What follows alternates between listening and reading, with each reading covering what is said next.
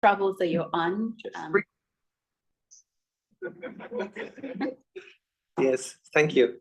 Thank you for having me here. Thank you for the invitation to be here. It's a pleasure. I've been here before. The lake was frozen.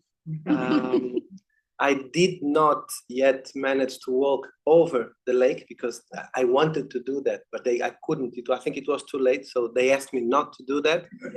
During the night, it was, I think, 45 minutes past midnight. I went there to walk over the lake, and I got caught by someone who lived there and said, "You are always trying to walk, you cannot walk over." So I did not walk over the lake. So please, next time, when the lake is frozen, please, so that I can, But for us, coming from Angola, we've never walked over a lake. So I wanted to do that, and get back home and said, I walked over a lake. So it's a nice place to be. I don't remember the last time. Was it 2016 or before? Earlier, yeah. So yeah, so each 7 or 8 years, I come back. It's a nice rhythm. Yeah, this is now answering directly to your question. It's always this. It's related to books or conferences. Sometimes it's well, Brazil right now has a lot of literary festivals, what they call festivals or festa parties, no, which is good in a way because some of them they pay us, so we get more money. We writers, we get more money once in a while doing these things than with the books itself. So my mother's always asked me, why don't you stop? Why don't you stop? And I said, Mother, if you give me that money, I can stop. But otherwise, I need to do those things. I don't have a specific place. We do have with other partners, I think we're going to talk about it, the bookstore and the publishing house. I am one of those who does not get salary in the publishing house or the bookstore. So yeah, that's it. The trips are, so I have to try to put it together, conciliate what I have to do outside of me with what I have to do inside of me. So when people ask you, where do you write? Well, lately, for the past, I think, 10, 11 years, where I write is above the clouds. So unlike other people, I like long flights, because I don't sleep and I write. I write a lot when I fly. So it's very good. 8 hours, 12 hours of, a flight. It's very, very good for my writing. I can finish 2 or 3 things, revise a play, have an idea, begin a book of children only in like 1 or 2 flights. And I thought of asking, what is that, a company? Like an airline company? I would like that, if they could give me a first class, preferably. Right. And then like Australia, go and come like 5 times, I can finish a novel. Okay. I am sure, I never did it though, but I'm sure I could finish a novel with 5 flights to Australia or Japan, maybe, no? It's like a completely different spin to process. Yeah. They're like, what's your process? I just take first class flight to China or Australia. Well, I wish I could get first class flights. No, no one puts me in first class. Okay, so all these journeys that you're going. Yes. And you said that when you were at Brown, it was for this very like a major Portuguese conference. Yes. And that there were 2 keynote speakers. Yes. And it was you, yes. an Angolan writer, an artist, and a Brazilian indigenous scholar. Glyceria. And, that struck you as interesting, that look at this kind of major Portuguese space. Yes. We're centering writers who typically are considered as coming from the margins. Yes. So do you feel like there is a shift? Let's hope so. I was amazed. I'm not saying that, I do not belong to that group of people who thinks that Portugal has to do this and Brazil has to do that. No, I think they have to do whatever they want and they feel like they should do. If looking back to history, you as a person, as an institution, as a nation, think that you should do something for those nations, it's all good. I don't think, we should go there and beg or ask. So yes, I was surprised that out of two keynote speakers, one was from Brazil and the other was from Angola. Actually, those two, me and Glyceria, as far as I saw, Glyceria, what she said and presented, very intuitive, very practical, very beautiful, very poetic, non-academic, and me too, I suppose. It's not academic what I did, right? Is it? It was literary.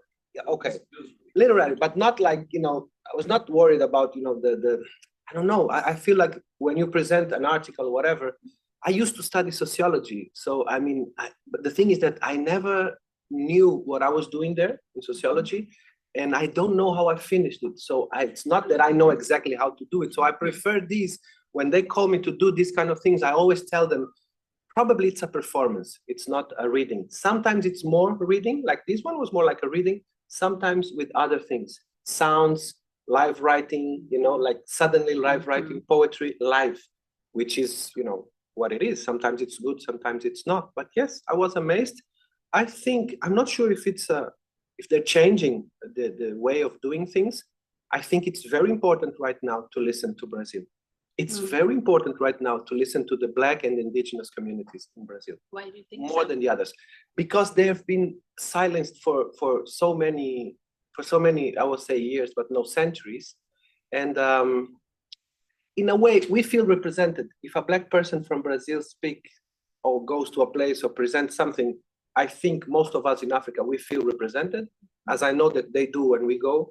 And the indigenous people, it's because I think we are already now paying the bill for not listening, not looking, not paying attention to their conception of world, their conception of medicine, their conception of os mitos fundadores do mundo, the founding myths of the world, that. So when I say indigenous, could be Brazil, could be Mexico, could be United States, could be Peru, could be whatever. In Argentina, they killed all of them, so I don't think there are that many left, but I wish there were. There might be some, I guess. So yeah, that's it. I think it's important. It's important to listen, not to new. It's new for them, for the Europeans, for example, it's new versions. No, new old versions that we, the African continent, the indigenous people from the Americas, have of the world. It's another perspective. It looks like it's new, but it's old. Right. It's like when you say like Chinese medicine, this and that. No, they've been doing that for like 5,000 years, 7,000 years. Now we are relating the intestine with the headache. The Chinese have been, you have a headache? How is it your intestine? How is it going? You're like, what? I have an headache. Say, yes, I know. It's the same with indigenous medicine. Very natural, very powerful, very deep. Yeah. The way they want. And they tell us what they want.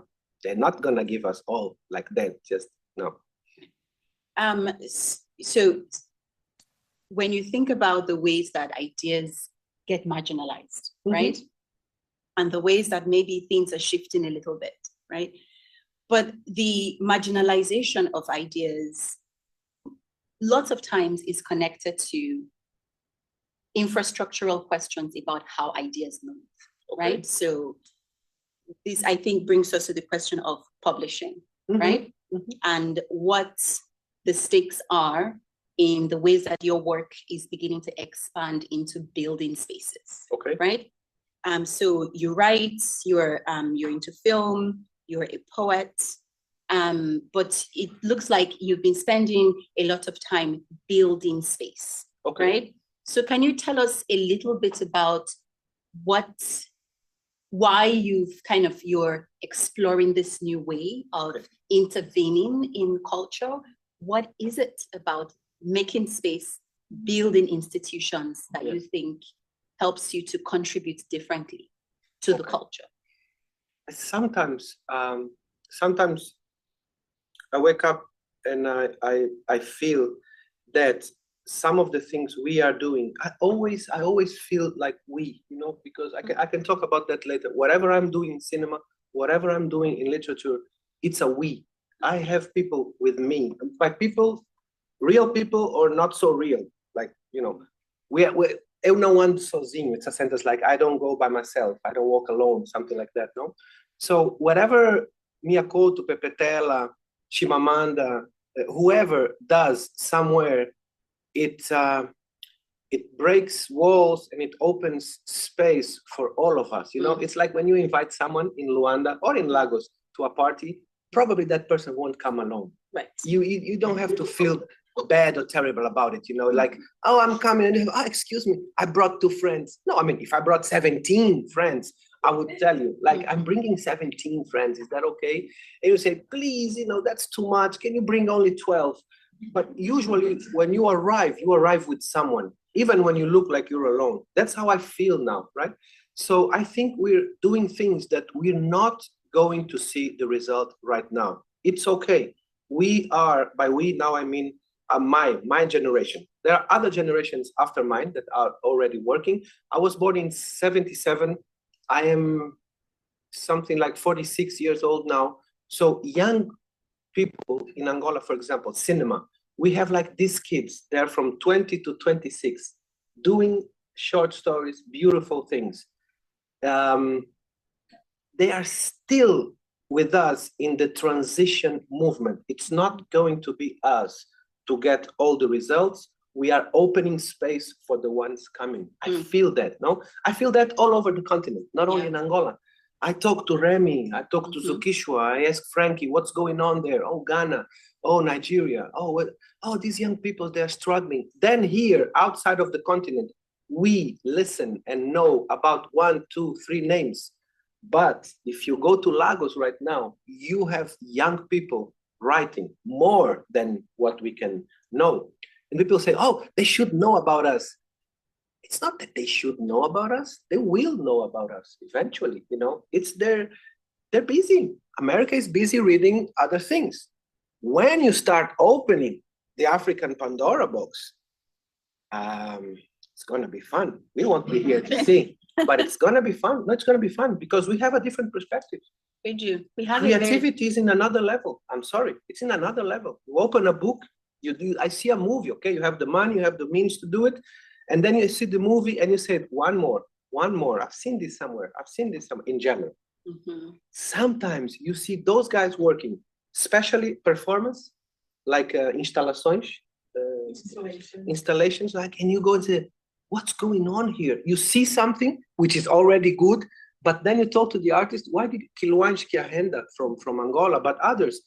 And the installation needs some boxes, some statues, but it has to do with the occupation, with colonialism, with the future, with this and that. He made something, this guy Ondjaki, it's an Angolan performer, artist. He did this thing like a huge structure. I think the first time he presented it was in Abu Dhabi or something like that, in the desert, big one, beautiful. When the sun came and you look at the shadows, you would understand the rest. Like the structure was already big and nice, but when the sun came with the shadows, he was doing something else. So this is like, I'm so sorry. I think this is the difference between having a story to tell and not knowing what are you going to tell, and sometimes it's empty because it's old. And Europe right now, in terms of creativity, gotta look for Croatia, Poland, and that kind of, France, England, Portugal, music. Well, it's there. It's there. You see what I'm doing? It's there. It's okay. It's not a surprise. I'm sorry. It's not. Right. So you're saying that they're not bringing surprises. Right. If you're talking about things that really shift perspectives, that give us completely different rules of world making, right? There's a way that African worlds are brimming with those kinds of possibilities. They are. Right. We should, something that I think we're missing, and this is on us, the continent, our leaders, political leaders, they're not thinking enough, they're not doing enough to create the conditions that the first public would be ourselves. That would be amazing. So we're always looking, of course, for recognition what does it remind you of? We are always looking for recognition in America and in Europe because it still works, you know? Yeah. I can try and try and try. One book of mine gets released here or in Canada, and the newspaper in the next day says, Ondjaki, our right there. Now I'm ours, theirs. Like the moment I get a prize outside, no, it's a very Angolan expression, like we say this, a saying, esse é nosso, no? This is like, this guy's, this is ours, like this, him, but not me, anyone, you know? If the moment you have something outside, even the minister will say something. Oh, you know, like Ondjaki right now is doing this and he's doing that. No, Ondjaki has been asking them for money to do Angolan cinema for 15 years. And he doesn't even answer. So it's not me, all of us, it's like that. No, so I think we have to work on that. Of course, it's good to be like in a gallery in New York or clothes or whatever, Paris, I don't know where they present those clothes, lots of money. But, you know, it's so beautiful. When you see, I used to see this with my father. There's this like passarelle, the clothing, you know, like those, como é que é a passarela? When they showed the new collection, right? I'm not sure if it was in Nigeria. I think it was in Nigeria. They had these huge ladies. So the opposite, they were big. The bigger they were, the clothes were beautiful. And we were like, so this is a nice, what? Runway, no, because it's different. Why do we have always to look for the super skinny? No, it's another perspective, you know. It's another perspective, you know. I used to have this uncle of mine, Tio Chico. I was a kid, man. He should have not told me that. And I was like 6 or 7. I knew nothing about life, and he knew a lot about life. And he said, you know what? Ele desconfia das madras. Always telling me that. Don't trust the skinny woman. Like, what? And he said, you know, one day you'll get there. But no, it's just a joke. He was not into the skinny woman, and you know, he was trying to influence me. So there's something about this moment that we are in, right? It feels electrifying. Sorry. Right? Every day you hear people say, you know, African literature is going through a kind of renaissance. You know, there is this boom. It is. And when we look at kind of the largest markets for African literature currently, which is the US and the UK, right? There is so much interest. I mean, Nnedi Okorafor's book is coming out this month, and it had $1 million, 7-figure book deal. Wow. Not for multiple books, for one book, right? Wow. And she's not the first, she's not the second, she's not the third, right? And then in addition to kind of having these big authors who are able to clearly drive markets, right? Even on the continent, you're having this shift. Masobe Books, the CEO of Masobe Books texted me this morning. They are going to publish, this year, they are publishing 41 books. Wow. Right? If you think about, are you familiar with the African Writers series? Yes. Right? Yes. The African Writers series for 40 years published about 360 books. Masobe Books is publishing 41 books in 2024 alone. Yeah. And this is a Nigerian independent press. They are, you know, and they are making money in the sense that they are making amazing money, right? They are doing printing as much as 5,000, 10,000 print runs. Wow. You know, so that's Nigeria. And then you have the West. So there is this general feeling that our moment is special, right? Yeah. So in the kind of, you know, if we kind of move to Lusophone spaces, so Angola, if we kind of go towards Namibia, what kind of energy do you see happening in that space? It's very hard for us. Usually, I know better the case of Angola and Mozambique because I have similar projects, friends with similar projects in Mozambique, young people with the recent publishing houses open just now. Mozambique has an interesting thing. They are extremely good at doing theater, not only writing, but doing theater. We have theater in Angola. We don't have the place to show the place, the building itself. Not one in Angola, one. The war ended in 2002, lots of new bridges, new roads, new hospitals. It's all good. I think we had to have that. But at least one. No. So where does it happen?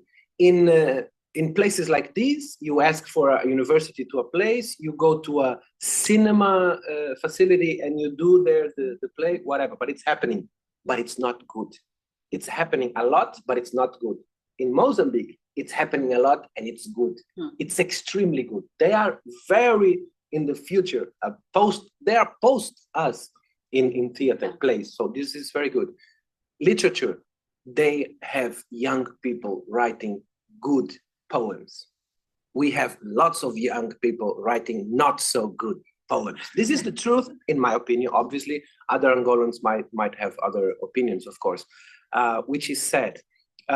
Books in general, novels, short stories, we do have them.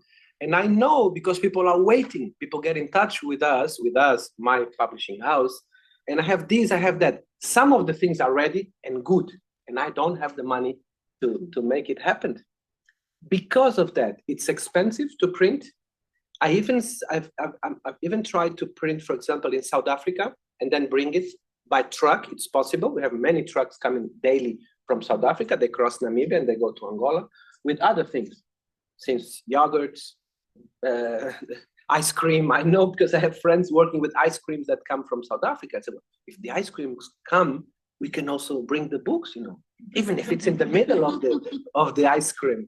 But it's still expensive. Sometimes we print them in Portugal or Spain. So sometimes this is the gymnastic I have to do. Print in Spain, deliver it to Portugal, send it by mail to Angola, pay the taxes in Angola to get the books out of the mail thing facility, and then sell. And it's possible and cheaper than printing in Luanda. Oh. But once in a while, if we have like a sponsorship or whatever, I want to print in Luanda because I want to help the local printers. Right. But they pay a lot to import paper or the inks. But I think it's the paper is the issue, right? So we're stuck on that, So why do you print in Spain? You should print here. I wish I could print there. Right. Please make it possible. When it's close, if it's close, I print in Angola. But sometimes it's 6 times more. Like something I would pay in Spain per book, 2 euros or 2.5 euros. I would pay in Luanda 9 euros, 10 euros, 11 euros, and then this and that, I would sell for 15 euros, which is a lot. In Luanda, the minimum wage now is around, I'm not saying, this is the number, $35. 35 mil kwanzas. It's $35 right now, the minimum wage. So, and then you would see, so who would buy those books? Even if I could make them, let's say $1. Right, still, if that's still... Who's going to buy the book? I mean, people who can, okay, but it's not everyone, no? Yeah. So what we do with the publishing house and the bookstore is trying this and that and that. And at the bookstore, we are always telling them they can go there, sit and read. But people tend to think they shouldn't do that. Or they think, I think that if you do that, you're telling us, whoever is there, that I don't have money, so I came here and I'm reading. And I said, but I'm always trying to do jokes about that. But I also do that. I go to the bookstore, I read, I stay there and I read. I even put a paper on it. And next day you can come back and find your own paper. You can choose the color, because I want them to go there to that space, but it's not easy. So we are struggling, but it's a beautiful work, because I see, we had this program, sorry, just a tiny thing. We had this thing called Casimbo. It's the name of our publishing house. So we made a program called Casimbo nas escolas, like Casimbo at or in the schools. So we prepare a book, like 2,000 copies, 1,000, 2,000, 4,000. And I go to these private institutions, construction companies, whatever, and I tell them, we have this program that if you pay for the books, we have identified the schools, the students, by age, by whatever. We go there and we give them the book. And I said, so why would I do that? And I said, why would you do that? It's a good question. You would be helping the kid to have a new book, because sometimes they don't even have the money to buy school books. That's not a school book. That's a good book for him to read and dream and think. It's not a book. We're not into the text book or education or whatever. No, And they say, so, and say, okay, you're helping them, you're giving them the books, you're helping us survive. And in that program, all the books are printed in Angola. That's the thing of if you buy those books, you know that that book was printed in Luanda, in Angola, in Luanda usually. And we managed some in the beginning. Some would buy 500, some would buy, I think we've distributed around 7,500, something like that. Only public schools, usually not in the center, some not in Luanda, because Luanda is the capital. So we went to Namib. Namib is the south province, which stays there in the northern part of Namibia. Namib, Lubango and Benguela, and some in Luanda. And we distributed the books, and they were so happy. One of the kids, I remember, in Namib, he looked at the book, he liked it. It's good books. It's a very good book. Not like let's just print it anyway. And the guy said, "Oh, teacher." I said, "No, I'm not the teacher. I'm just your friend." "Okay, friend. Should I return this book?" I said, "No. These books are for you." I explained a little bit this and that. Said, "Oh, I see. But by the end of the year, like the school year, should I, give it back?" Because he couldn't believe. So he just couldn't. Yeah, I said, maybe the school is lending me the book for now. And I said, "No, it's yours." And he was like between happy and, who are these guys? Who are these crazy guys giving us books, And I think they were happy. But it worked out a little bit. So one time I went to this bank to present them these, and for the banks, these would be like nothing, $5,000, $10,000, what is it? And they were nice. They said, "Well, we can't do that, but I'll call you for something else." Okay, I was waiting. I thought they wouldn't, but then a few months ago, they called us, and they're doing something nice. They are rebuilding 3 libraries in 3 public schools. So they called us to put the books in there. So they're helping us by buying the books. And when they do that, we do a different price because, it's more books. Right. Now, each library, they're putting each library, I think, 1,000 books, 4 copies in total, for 250 titles, 4 books of each title. I told them because, 2, you can take it home or not, and 2 stay there. And they accepted it. So I was trying to sell more. I said, let's make 4. No, because that's the money, that with that margin, a little bit of profit from there, that's where I'm going to get the money to print poetry. Yeah. So we're printing poetry. Some people didn't like it because we are doing books from other authors that are not Angolans. And so they're like crazy. Why are you doing that? We still need to. No, let's do at the same time. We're doing the Angolan books. We did 2 Mozambique authors. We did Zukishwa in translation. So we translated. Which of her books? Again, the Madams. Oh, good. We did it with the help and co-working of a Mozambique publishing house. So we split it, everything. So you translated the book and published it? They started translation, the Mozambique. Then I asked an Angolan, very young translator, a very young lady. I'm just saying very young because it's not usual that we have young people doing translation in Angola. It's not even usual to have people doing translation. Right. She's very good. So she made it in a way that she put it in our Portuguese language from Angola, which in Mozambique is very close, ours. So I was very happy. That is actually the first that I am aware.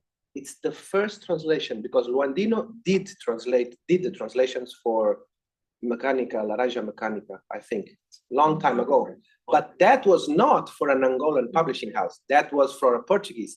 What we did is to share the translator, began with the Mozambique translator, then Deborah the Angolan, but it's in Portuguese from Angola. And she was asking me, how should I do it? And I said, do it for us. What do you mean for us? Do it for us. An Angolan will read it. So if you find like slang words, forget about Brazil, forget about Portugal. Do whatever you want from here and Mozambique. Call the guy and, let's make something. They liked it. So it's amazing. And people recognize it when people are reading it. And it's a South African writer. Some people, they told me, but how does she write like that? And I said, she doesn't write like that. Deborah writes like that, which is exactly what the translator has to rewrite. And Deborah is also a writer. I think she did an amazing job. So we wanted to do, I want to do, we didn't have the money yet, but we want to do what I call traduções da vizinhança, neighborhood translation, because we get along with people from, let's say, our language, Portuguese. So we get along with Mozambique, Cape Verde, Portugal, Brazil. They're not our neighbors. Our neighbors in the north are the two Congos. In the south, Namibia, and then Zambia. So we don't do anything with them. So I'm starting with Remy, then I'm going for this poet. He lives in Europe, but he's from Congo Kinshasa. Well, I can't remember his name now. And then Zambia. No, I don't rest. Fiston. No, Fiston, exactly. Well, I talk to him because sometimes I have to find these people who are in the mood to do and accept that without, we don't have that kind of 1 million to do in advance. So what we promise them is say it's gonna be so cool. It's so cool.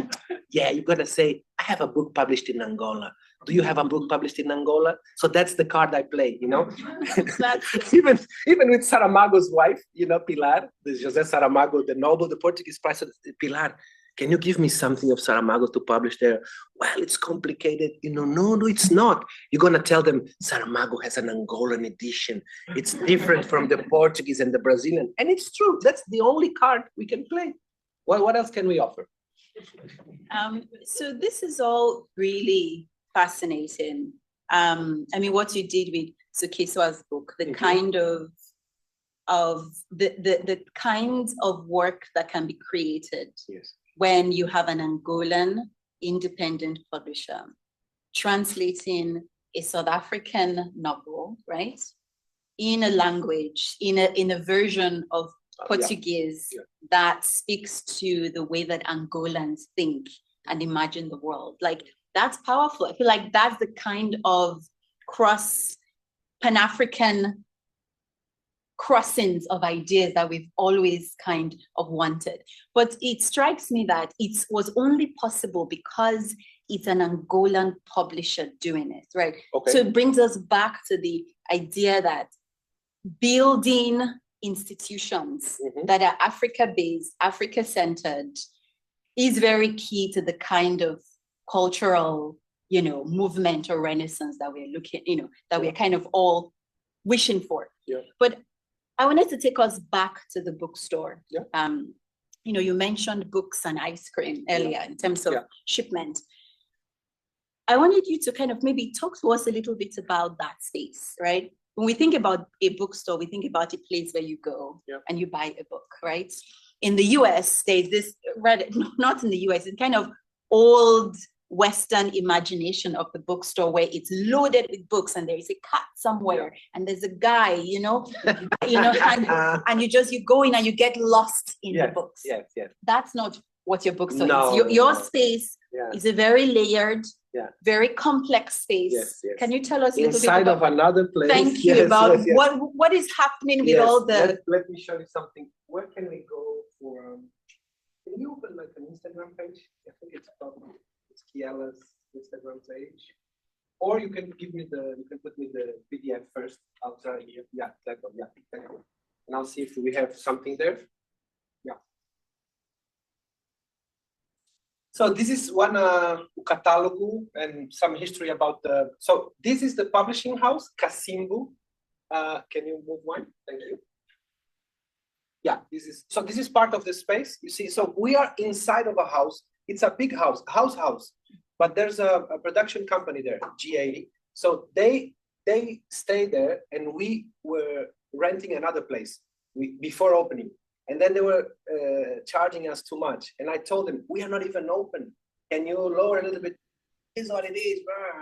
So they thought we would stay there. So George from the generation said, why don't you come here? Just stay here with us. And I said, where? You occupy all the house, even this part is where they have lunch. And he said, we can make it work. Just come and we'll see. So they gave us this corridor, which is a nice corridor. So that's where we stay, usually in the corridor. So can you go one more, please? Thank you. Oh, thank you so much. And where should I write? Oh, that's nice. Hello? Now, these are, where should I? Yeah. So these are, see, this is a guy from Mozambique, Francisco Guita Jr. He's a poet. And this is a chronicles book by Fernando Pacheco. He's an Angolan writer. These are some of the books that we did. Two things about Brazil. One, this Brazilian publisher read the book, Zukisho's book, that I sent him, the PDF. He directly with her bought the rights, and he's adapting our translation to the Portuguese. So you see, it's like South Africa, then the Mozambique translator started, the Angolan translator finished it, we published, we distributed in Portugal via a Brazilian distributor, and now they're making the book. So this is what, just to tell you some of it, another book from Gita. We are doing the third. It's very good. I think it's a very good poet. This book is very interesting. It means it happened in Luanda. This is also the bookstore has also, we also try to do workshops and stuff. So this was a paid workshop, not for them. They paid us to organize. So we organized the workshop. The students came, they did the workshop, I did the editing, and in the end, they published with us the book. This book, because it was sponsored, we split it among all of us, the bookstore and them, so they sell the book as well, the authors. So these are young authors. We had 15 in class and only 8, I think, only 8 gave me the book. This is a co-editing, co-publishing between a Brazilian tiny publishing house from Bahia and us. It's a Brazilian poet. These are books for kids. Oh, no, I have it. I have the control. So this is how we started. We published in 2020, 1, 2, 3, 4. I don't think they're all here, but some. And you will see lots of books by Ondjaki, and you say, like a journalist in Angola say, so you opened the bookstore, the publishing house to publish your books? And I said, no, it's that I don't charge the publishing house to publish the books, and my books sell. So we publish these books because these books, we know they're selling and money is coming in. I mean, we also publish other guys, and then we started. Mozambique, Ondjaki, I think he's from Angola. Manuel Rui, one of the most important Angolan authors. 2003, poetry, one novel by Manuel Rui. This novel, The Mother, A Mine, it's only published with us. Brazil doesn't have it, Portugal doesn't have it, no one has it. We have it, and still no one goes there to buy the book. He's a famous guy. No, this is true. Poetry, Vitor Angolan, Gisela Casimiro from Guinea, lives in Portugal, chronicles. Gulander, Portuguese, but lived a lot in Africa. Poetry.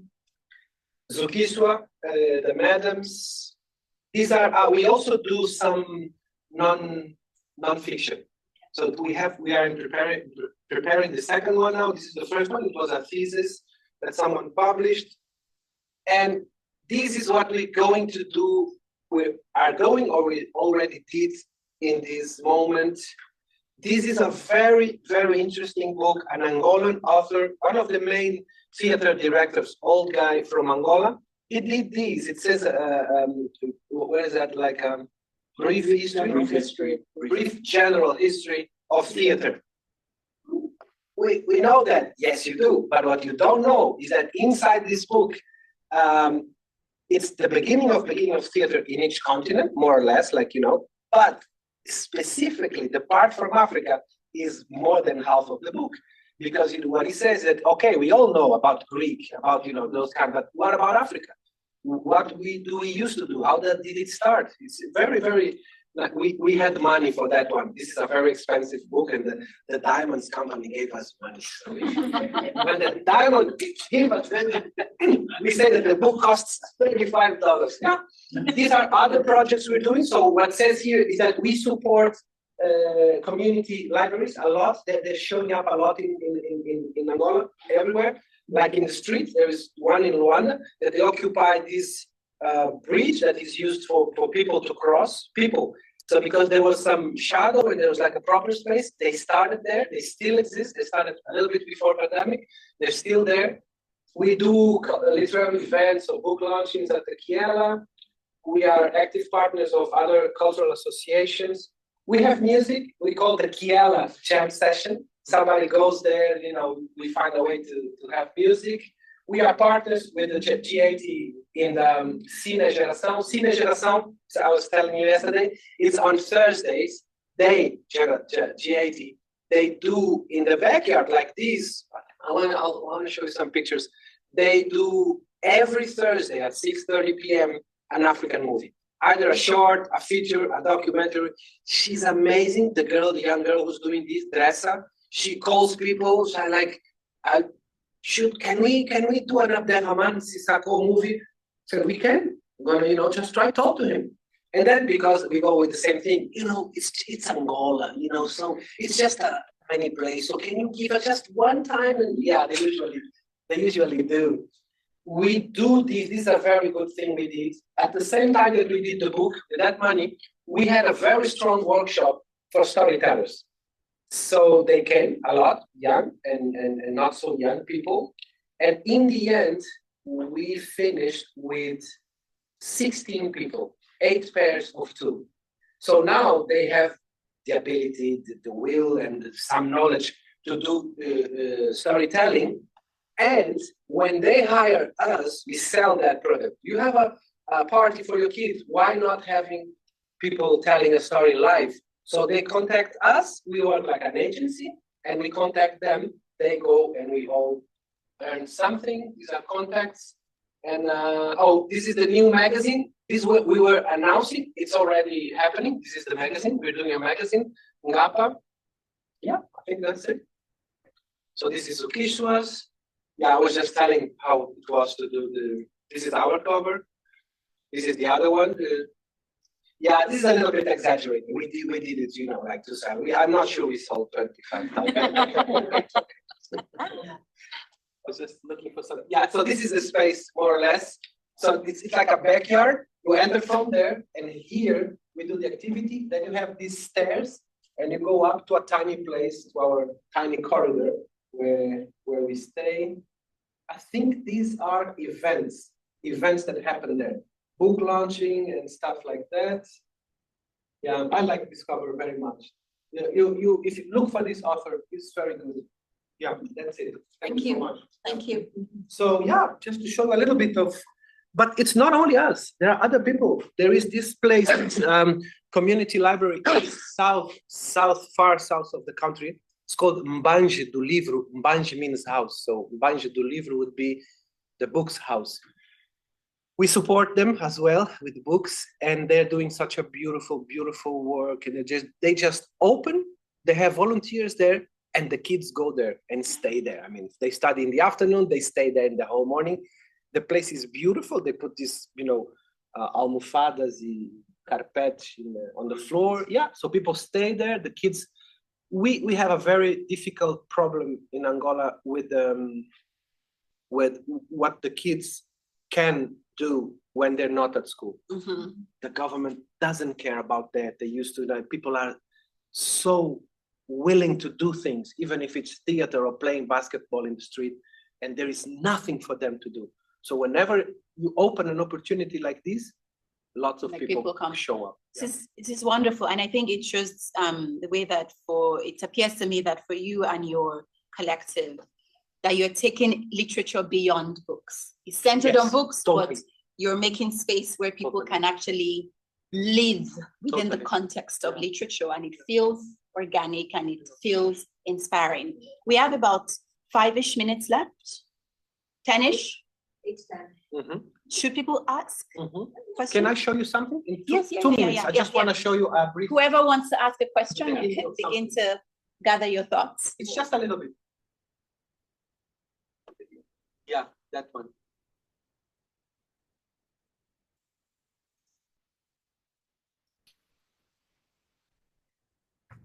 A little bit louder, because the sound is important.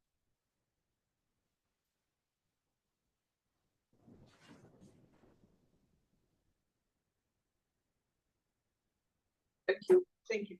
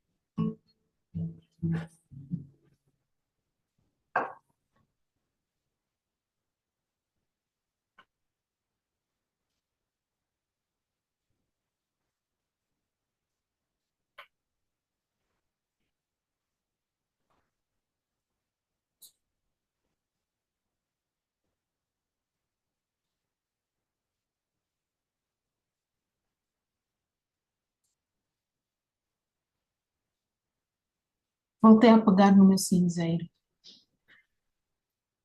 Meu cinzeiro pequeno, feito à mão e a sentimentos.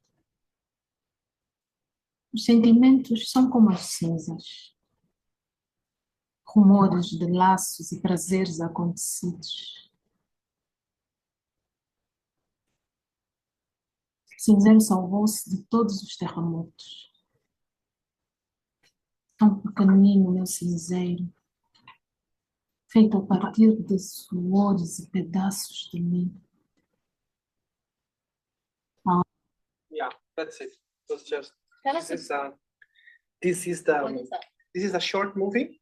It's we did it also during pandemic, and I'm showing you this because the fact that we are inside G80, we are always talking about movies and projects. Yeah. So there was this producer in the during the pandemic who told me, "Do you have a story so we can, we have a little bit of a leftover of a money." So I gave him the story. Then he said, "Can you do it? Do you want to do it? Like direct it?" And I said, "It's very hard for me. I've just directed a documentary." But I told him, if you get me, Camille, Eric Clever, and this guy with sound, we can do it. And those guys work at G80. But the thing is, what I'm trying to tell you is that we did this. For example, Marisa did the translation. We never paid her, And Eric did the photography, and we never paid him. I did the directing, and they never paid me. So that's what we're doing. So yeah, this is a movie. It's in a secret link in that page, kazukuta.com. You can find it, there. Okay. So yeah, the rest of it's there. But it's a beautiful work because of that, because we gathered a team that, we made this movie, I think with less than $3,000. And this movie was selected for the Rotterdam Film Festival. And then after that, because, it had a good, had a good circulation. It's a short, but it was okay. So it's that. I mean, that's a crazy place, the G80 backyard. We call it the backyard. Quintal. We'll show 2 films from. You're showing or you showing? We will show. Oh, okay. Please come and see it.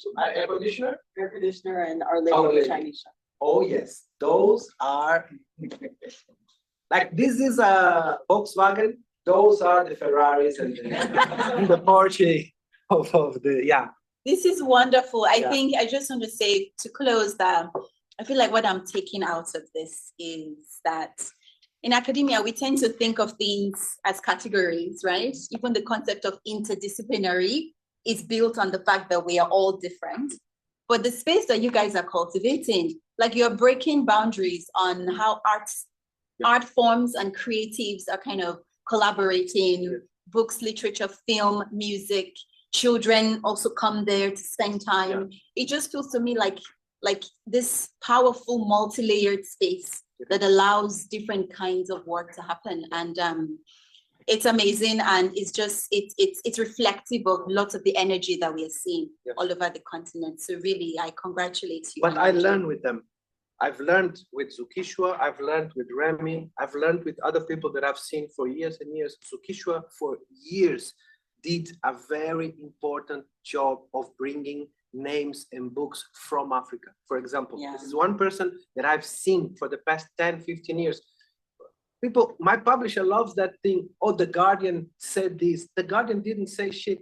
Zukishwa told them that I was one of the 5. She could have told something else, And I'm not even one of the 5, but she thought maybe it's good for Angola that we put there now one of the 5 is an Angolan guy. I'm not Actually- saying I'm bad. I'm just No, no, saying no. that it is what it is. You But are not bad we at are all. doing this, we have to bring our people. If they're good, of course, I'm not saying but there are so many good people that instead of quoting this and that, I will tell you, read Remy, read Frankie, read whoever you want, from the continent. Right, so take us beyond the Chimamandas, right? It's great, And she's great. Yes, She's also she has trying to bring platforms. other people. Yes, but is there a way that we can kind of widen the field? And I know that he's mentioned the name Remy so many times. Oh, For yes. those who don't know, Remy Ngamije is just an amazing writer and cultural curator in Namibia who has literally shifted the Namibian cultural And his space book is in the here as past well. few years. But we do have to wrap up, right? Let's go. Thank you so much. Thanks, everybody. Just stick around for a minute. Yeah. I If you have- can, People yes. have to go at 1 o'clock. Yes. Yeah. If you Thank have to you. go, you have to go. That's it.